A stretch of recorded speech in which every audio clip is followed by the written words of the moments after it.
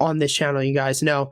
And I had a position currently in this trade and I closed it way too early. I covered this within the channel earlier in the week. Our bot called it out right around 287.98, which is that level that we were looking at to potentially break over. This is when our initial call came through. And at the time, I had entered shares. So I got in somewhere around 287.33. I saw a really nice push up to 297. And I thought to myself, you know what?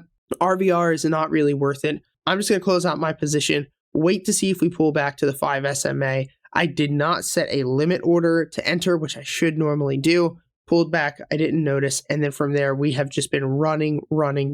And I know that a lot of people are probably going to want to go short right now, but we're going to talk about that in a moment.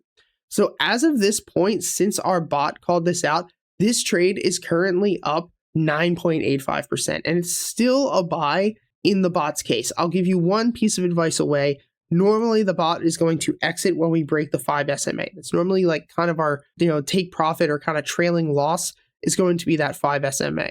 So at this moment, I would definitely be taking profits. Obviously, I took profits yesterday, which wasn't the best, but I think I would definitely be taking profits here just because the RVR is not that crazy. Like from 313 up to 346 at this point. That's not the craziest return. I mean, it's about a 10% return, but just back down to, even 291 is a 7% loss. So I just don't think the RVR is really there, in my personal opinion, to be holding on to anything unless you're planning to hold on to maybe leaps or shares for the next couple of months. But I think this is a pretty good time to start to potentially scale out. And if I would have had options yesterday instead of shares, I would have probably started to scale out. But with shares, I normally just kind of cut it because scaling out's not really worth it for me.